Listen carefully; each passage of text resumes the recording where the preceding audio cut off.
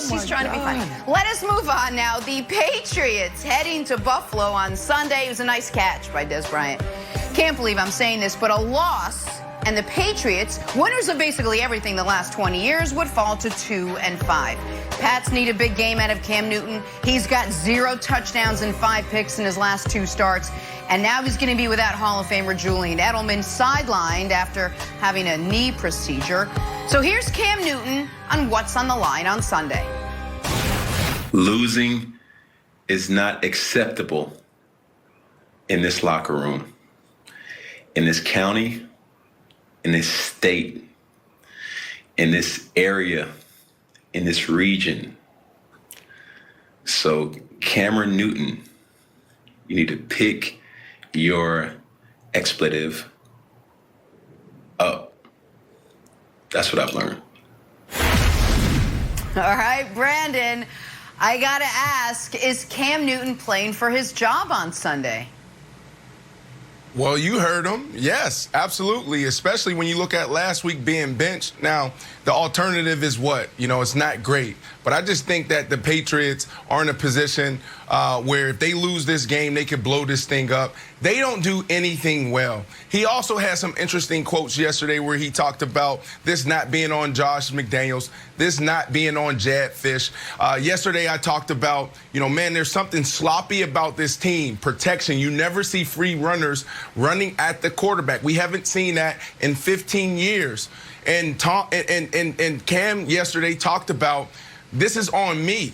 I got to start with first IDing who the mic is. You always see the quarterbacks, the Peyton Mannings, the Tom Brady's of the world, even Cam, before they even hike the ball. 55's the mic, 55's the mic. I don't know if he's doing that correctly right now, going off of what I'm seeing on film and also from his comments. You're seeing these free runners. You never see that. Before you can drop back and make a good throw and before we can even discuss the picks or touchdowns, we got to first make sure our guys are set first. Make sure he's +2. Make sure the motion is coming. Make sure the protection is set. And then you get into playing the game. But there's too much thinking going on. And this highlights, Nick, why, you know, guys like Tom Brady going to Tampa and doing what he's doing right now is so special, because that process takes a while. I talked to Mike Vick, and Vick said it takes a year before you can master an offense. So you're seeing Cam Newton being in his head.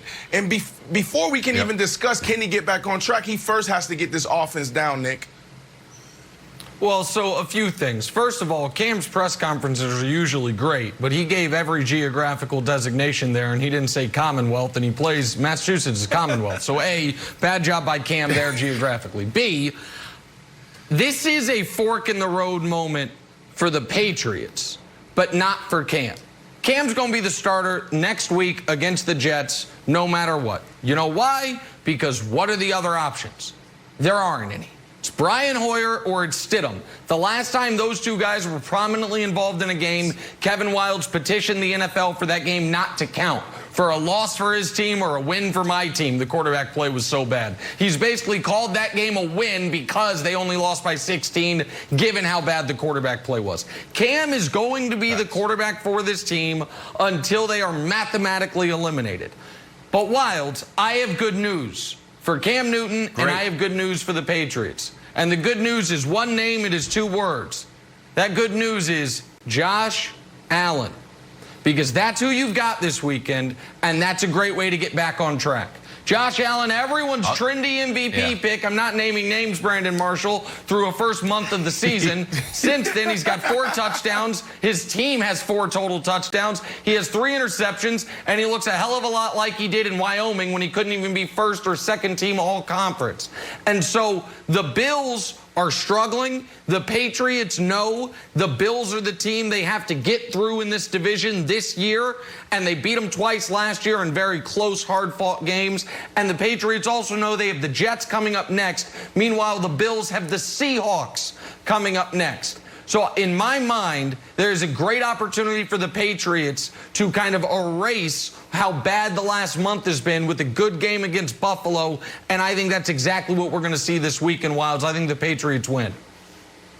Yeah, I'll give you one name, 2 words. Mother Nature is going to be a brutal day in Buffalo. super rainy with like 45 to 50 mile per hour wind gusts. So here's why I think that's good. Cam is in there, like you said, just thinking too much, looking around too much. I just want him to react. And if we don't have these huge plays because Mother Nature is blowing the ball all over the place, boom, let's just hand the ball off to Rex Burkhead, James White. Let's just get some yardage. No one's talking about it, Brandon. You said we don't do anything well.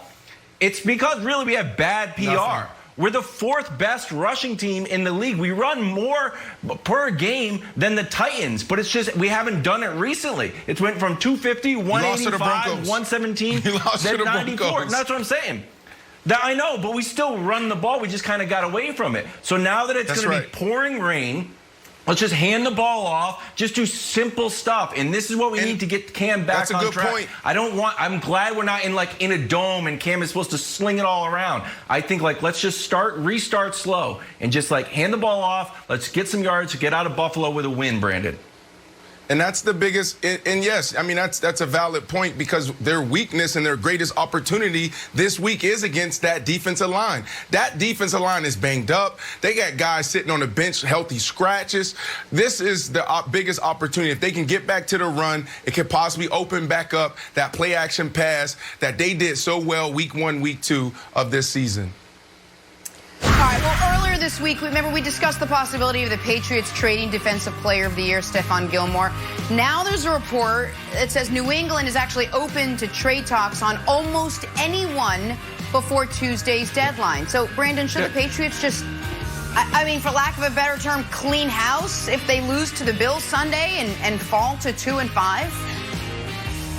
Yeah, absolutely. They don't do anything well. And the standard there in New England, you heard Cam talk about it, it's to win. And it's not just to win just regular season games. The standard is to win Super Bowls. You're not going to win a Super Bowl with this team. You have no chance. So the best thing that you can do right now is take advantage of this opportunity to rebuild. Go ahead, trade everybody, trade the house, even Hall of Famer Julian Edelman, so you can come back next year and have a better shot at it. And build around Cam? I don't know if Edelman right now would even fetch a conditional 7th rounder. So I don't know how much that helps you rebuild the house. But listen. Okay. The Patriots are going to win Sunday. They're going to be a game and a half out of first. And so they're not going to trade anybody. If I'm wrong and they lose, then I do think Stephon Gilmore is a guy you would shop. But Jenna, I don't, this report rings a little hollow to me because I think the Patriots are always listening to any offer because Belichick is very good about value and good about saying, if you want to overpay for something I have, I'll let you do it. So I think that you could have run this report at any trade deadline the last 20 years.